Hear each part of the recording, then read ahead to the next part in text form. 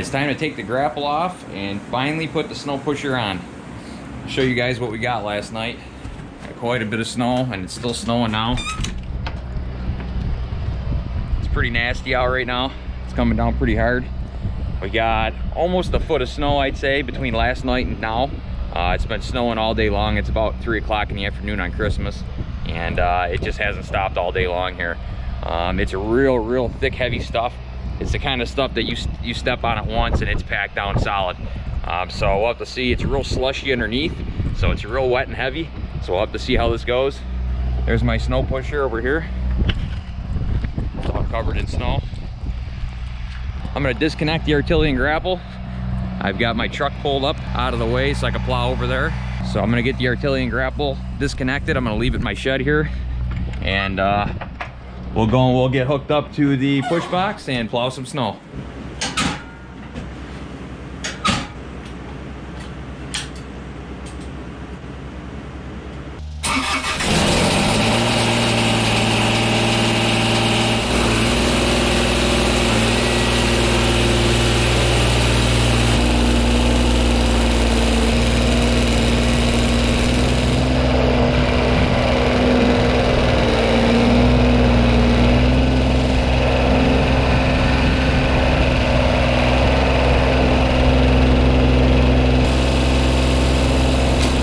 You guys might notice that my skid steer coupler on the right side there is down a little bit farther than the other one. I think I had a little bit of ice built up underneath the coupler there, and I didn't notice it at the time, but it didn't seem to affect anything.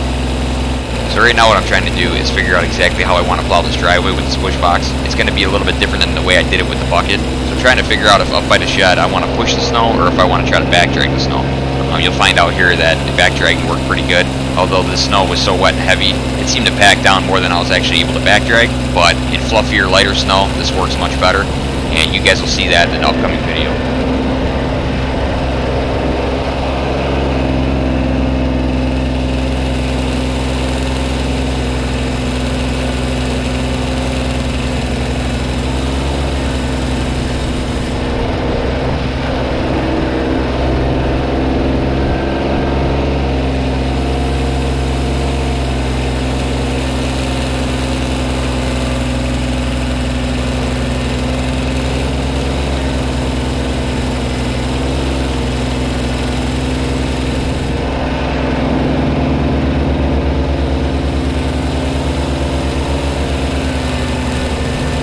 Now, as you guys will see here, I have to stop, put it in low gear.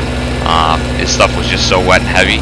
At this point, I noticed just how soft my driveway was. Because the previous night it was rain that turned into snow, so the ground had not frozen yet. So I can see here that I'm going to have to bring my skids down a little bit in the near future so that I'm not plowing up any of my gravel. And aside from these few areas, the push box did really well.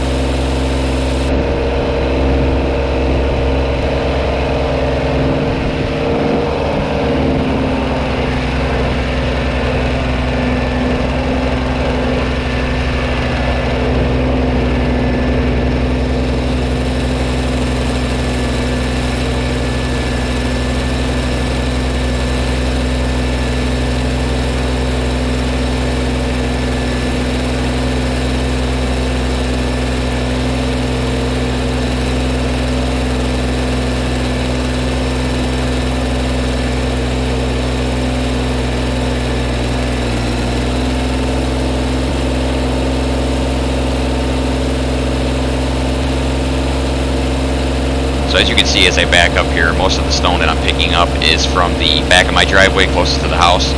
This is where the gravel does not like to pack down very well.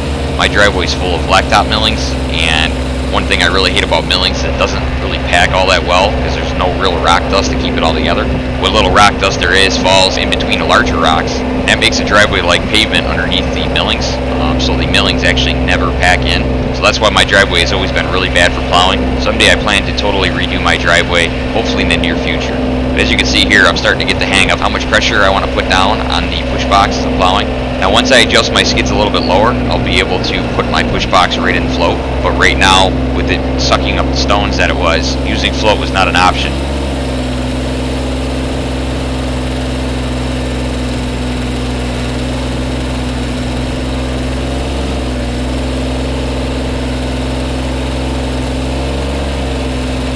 So here, as I'm trying to push this huge heavy pile, I realize that I'm going to have to put it in diff lock. You'll see me attempt to push this pile a few times, and though the tractor has plenty of power to push it, I end up losing traction. So I quickly realize here that I'm going to have to push down the diff lock if I'm going to want to move the snow off the edge of my driveway.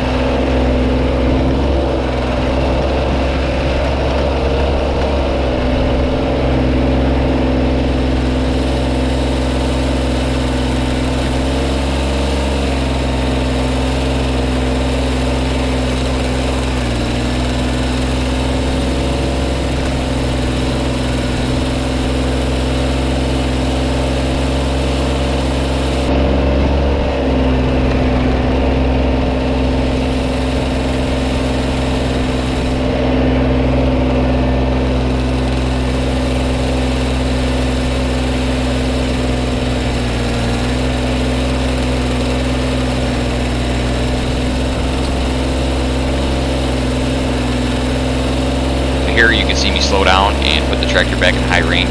Once I had opened up the driveway and made a few passes, there's no reason for me to be in low gear anymore. So this will speed up the process a little bit.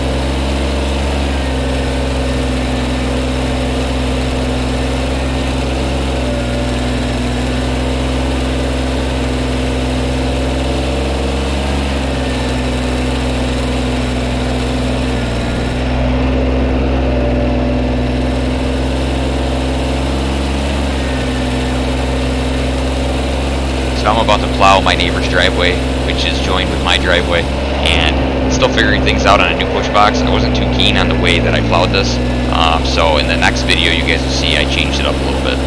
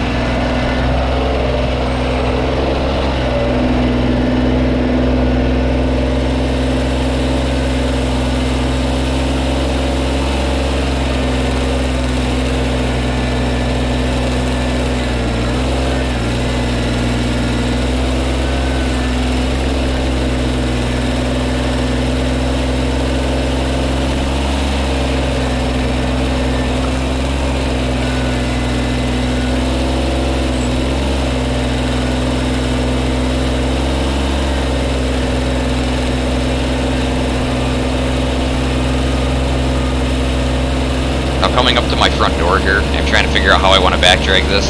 And for those who are wondering, I do plan on making a back drag, like the second cutting edge, on the top front of the push box itself.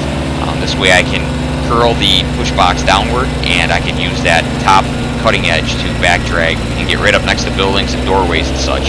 I plan on fabricating this pretty soon, so keep an eye out for that video. I'll probably end up naming it something like PushBox Build Part 3.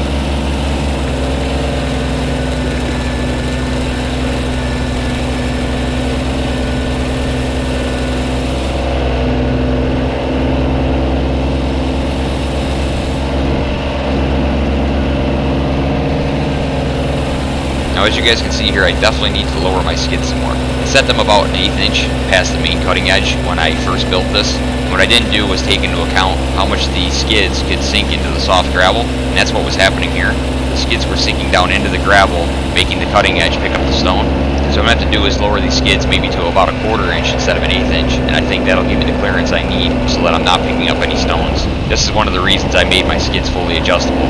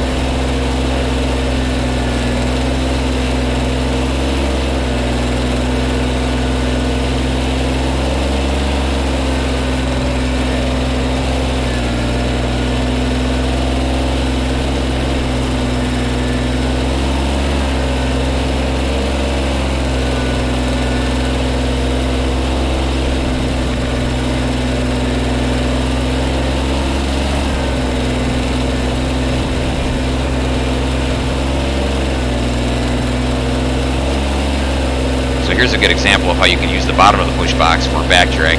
As you guys can see, it actually works really well.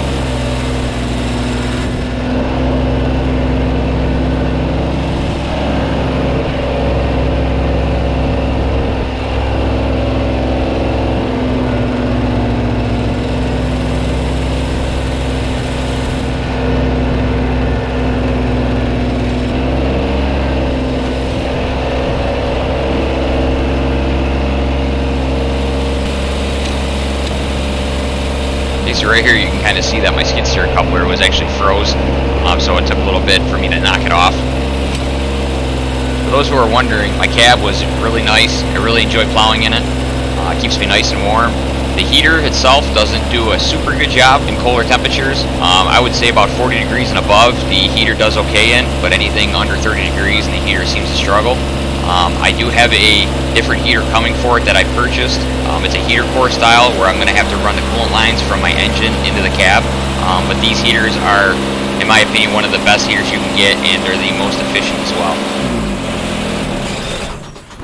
Alright guys, well I made it back inside. I checked the camera and that entire driveway took me 28 minutes to do. You know, and I was kind of playing around a little more than I needed to. You know, that's not bad. With the bucket, it would have taken me a lot longer. Just in the sheer fact of having to, you know, pick up your bucket and then dump it and knock everything out. It's so much easier when you could just push and lift and then back up again. I pushed everything out to the end of the road, as you guys seen, and then I had to turn and push it over off to the side of my driveway, and man, it was like one big solid wet pile. And I actually had to hold the diff lock down after trying it a couple times, and I wasn't getting through it. I actually hit the diff lock, and once I hit the diff lock, man, it pushed right through it. And if I had even more ballast on the back, like another maybe 100 pounds of suitcase weights, this thing would have done even better. But it did really good. It did really good. I used the diff lock more than I thought I'd need to, but this stuff was really heavy and really wet. I'll show you how things turned out outside here. So it turned out nice for having, you know, a good 8 inches to plow. Didn't turn out too bad. The driveway itself is still, look how loose the gravel is.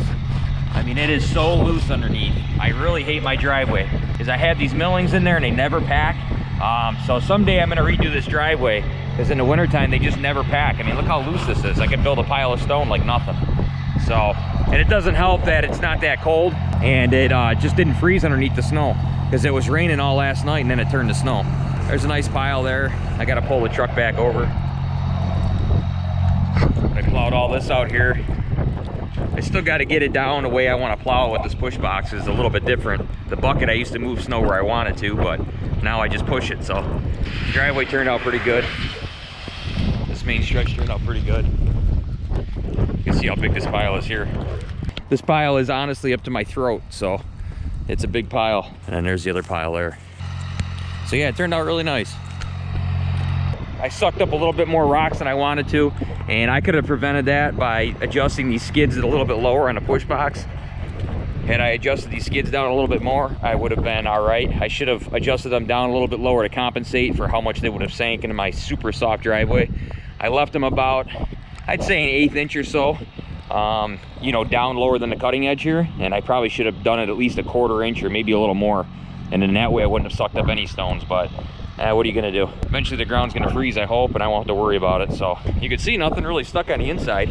There's a couple times I had to bang it around a little bit, but you can see it's pretty clean for all that wet snow I pushed, and this stuff is sticky, so I gotta get back in the shed and warm my hands up. All right guys, well I know you guys all wanted to see the push box work, so I'm really happy I could finally bring you a video with the push box. I feel like all I've been doing lately is working on the tractor, the cab, building push boxes and implements, and I haven't had any time to use the thing, so I'm really happy I actually got to use my tractor for a change. Actually get out there and do something, you know, even though it didn't take me very long. It's still snowing out there, and I'm probably gonna have to plow again later tonight. So I'll have to get this thing on the charger, or maybe I can make a second plow video of like night plowing with the lights on the cab, and we'll see how that turns out. So, hope you guys enjoyed the video. I'm sure there's going to be more plow videos to come, so stay tuned. Don't forget to like, comment, subscribe, and as always, guys, we'll see you in the next one.